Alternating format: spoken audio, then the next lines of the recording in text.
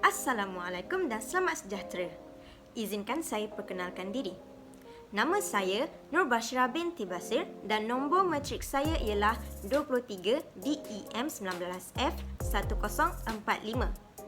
Nama pensyarah kami bagi mata pelajaran Engineering Mekanik ini ialah Puan Mariana binti Yaakob. Baiklah, hari ini kumpulan kami akan membentangkan mengenai hukum-hukum Newton yang kami telah pelajari sepanjang semester ini. Saya akan menerangkan mengenai hukum Newton pertama. Tetapi sebelum itu, adakah anda semua tahu apakah itu hukum Newton? Hukum Newton merupakan sebuah hukum yang menggambarkan hubungan antara kekuatan yang dialami oleh objek dan gerakannya. Hukum ini diciptakan oleh seorang ahli fizik bernama Sir Isaac Newton. Jadi sekarang, saya akan menerangkan dengan lebih lanjut mengenai hukum Newton pertama. Hukum Newton pertama menyatakan 1. Objek yang berada dalam keadaan pegun akan kekal dalam keadaan pegun. 2. Objek yang bergerak dengan laju seragam dalam garis lurus akan terus berada dalam keadaan bergerak kecuali terdapat daya luar yang bertindak ke atasnya. Hukum Newton pertama juga berkait rapat dengan inersia. Inersia ialah kecenderungan objek untuk kekal pegun atau bergerak. Inersia sesuatu objek juga bergantung pada jisimnya. Jika besar sesuatu objek, maka besarlah inersia objek tersebut. Ini dapat disimpulkan bahawa inersia yang besar menyukarkan pergerakan sesuatu objek. Buku di atas meja berada dalam keadaan pegun. Buku di bahagian bawah ditarik dengan pantas. Buku-buku lain di bahagian atas tidak bergerak bersama-sama buku yang ditarik. Ini kerana buku-buku tersebut ada keupayaan untuk kekal dalam keadaan pegun dan tidak bergerak bersama buku yang ditarik. Buku-buku bahagian atas jatuh ke bawah disebabkan oleh daya tarikan graviti. Situasi ini dinamakan inersia.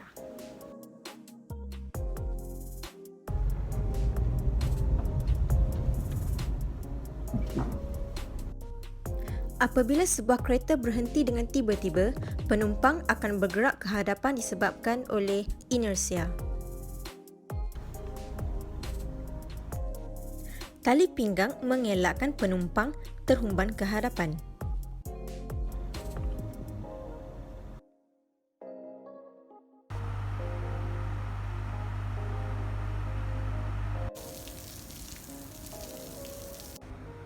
Titisan air hujan keluar dan jatuh daripada payung apabila payung sedang berpusing.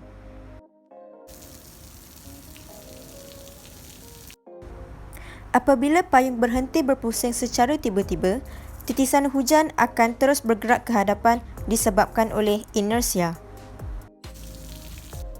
Baiklah, sekarang saya akan serahkan kepada rakan saya Muhammad Azim untuk menerangkan mengenai hukum Newton kedua berserta contoh.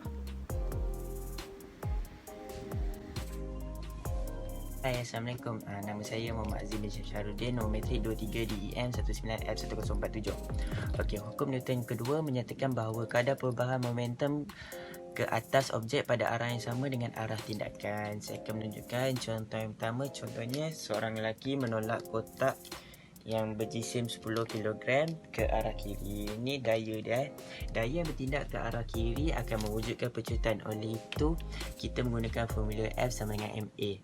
F adalah panduan, M adalah jisim and A adalah pecutan. Okey, contoh situasi yang kedua. Jika lelaki tersebut menolak kotak yang berjisim 10 kg dengan menggunakan 50 N. Contoh 10 kg kotak dengan jisim dengan menggunakan 50. Berapakah nilai pecutan? Seperti yang kita tahu, F sama dengan MA. Okey. Maka untuk mencari pecutan pula ialah A sama dengan F bahagi dengan M. Okey. Seperti 50 bahagi dengan 10.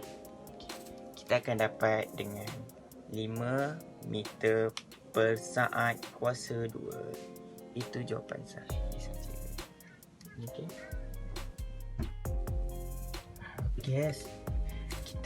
Sekarang kita nak buat eksperimen tentang apa yang berlaku antara tin soda yang penuh air akan mempunyai pecutan terbesar dan sampai ke bawah dahulu, ataupun tin yang kosong ini mempunyai pecutan terbesar dan sampai ke dasar bawah dahulu, ataupun kedua-duanya sekali akan capai ke bawah pada masa yang sama. Okey, kita akan mulakan eksperimen kita. Ni yang mengandungi air kita akan letak pada sini. Yang kosong kita akan letak kat sana. Kita akan buat dia gerak pada masa yang sama. Dan kita akan tengok mana satu 3, 2, 1. Okey, nampaknya kita dapat yang tin yang mengandungi air mempunyai pecutan terbesar dan sampai ke dasar bawah dahulu. Oleh itu, dengan setiap objek terdapat kekuatan yang tidak seimbang ataupun keseluruhan, dan kekuatan mempersifat setiap objek ke jalan adalah berat objek. Berat adalah kekuatan, dan itu sebabnya air yang mengandungi tin yang paling berat selalu dapat memenangi perlombaan yang bergolek dari atas sampai ke bawah. Okey, saya akan pas kat kawan saya Khair Al-Ashir. Terima kasih kepada Muhammad Azim yang telah memberikan saya peluang untuk menceritakan tentang hukum Newton ketiga. Tanpa melengahkan masa, saya akan memperkenalkan diri saya. Nama saya Muhammad Khair Al-Ashir Muhammad Hairun Nizi. Nombor matrik saya 23 DEM 19F1078. Baiklah, saya akan teruskan tentang definisi hukum Newton ketiga. Hukum Newton ketiga didefinisikan setiap tindakan ataupun setiap daya tindakan aksi pasti ada tindak balas. Baiklah, setiap tindak balas tu pada magnitud, setiap daya tindakan dan akan ada tindak balas pada magnitud yang sama tapi arah yang bertentangan. Sebagai contoh, bola yang jatuh daripada atas turun ke bawah. Bila dia sampai ke lantai itu memberikan tindak balas kepada bola, dan bola tu akan menukar arah dia ke atas. Lihat sekali lagi, bola daripada atas turun ke bawah dan lantai memberi tindak balas kepada bola, dan bola tu akan menukar arah melantun ke atas. Lihat, setiap daya tindakan akan ada tindak balas. Okey. Menurut hukum Newton ketiga dinotasikan dengan rumus ataupun dipermudahkan dengan rumus F1 sama dengan negatif F2, iaitu F1 didefinisikan sebagai aksi dan F2 didefinisikan sebagai reaksi. Baiklah, kita akan teruskan kita punya uji kaji selepas ini. Jom. Okey, kita akan teruskan uji kaji kita dengan menerangkan bahan-bahan yang saya akan gunakan untuk uji kaji kita. Okey, bahan pertama iaitu kereta mainan. Okey, kereta mainan. Kedua iaitu penyedut minuman. Bahan yang ketiga iaitu belon. Dan keempat saya akan ambil getah. Dan bahan yang terakhir iaitu pelekat. Baiklah, selepas kita dah sediakan semua bahan-bahan kita, langkah pertama, letakkan kereta di permukaan yang luas. Kita nak buat uji kaji ni di kawasan yang luas, asalkan kereta ni boleh gerak. Okey. Kemudian kita langkah kedua, sediakan belon dan penyedut minuman, dan masukkan penyedut minuman ke dalam belon macam ini. Selepas itu ikatkan penyedut minuman dengan belon ini di tengah-tengah. Okey, selepas ikat jadilah begini. Pastikan bila ikat itu tidaklah kemet penyedut minuman ni, supaya kita dapat tiup penyedut minuman ini dan belon ini dapat mengembang. Okey, kemudian lekatkan pakai pelekat di atas kereta seperti ini. Okey, jadi macam ni. Okey, setelah siap lekatkan dan sambungkan semua itu dan langkah-langkah tersebut, kita teruskan dengan langkah terakhir kita. Tak adalah terakhir sangat, kita tiup belon ini dulu. Okey, selepas siap kita tiup belon kita dan kereta mainan kita berupa begini dan tahan angin itu pakai straw. Tahan jari kita di straw seperti ini. Selepas itu kita akan teruskan uji kaji kita, adakah ia menjadi atau tidak. Letakkan di atas permukaan dan kita lepaskan apa yang kita tahankan di penyedut minuman itu. Lepaskan. Okey.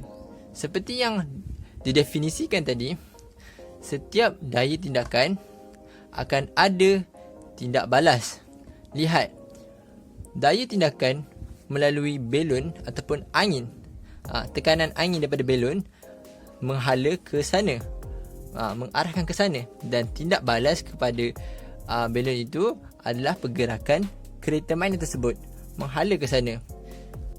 Baiklah, itu sahaja penerangan saya tentang hukum Newton ketiga, dan daripada Azim menerangkan tentang hukum Newton kedua, dan Bashira menerangkan hukum Newton 1.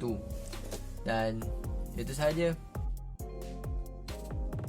Sekian Video. Dari kami. Terima kasih. terima kasih. Terima kasih.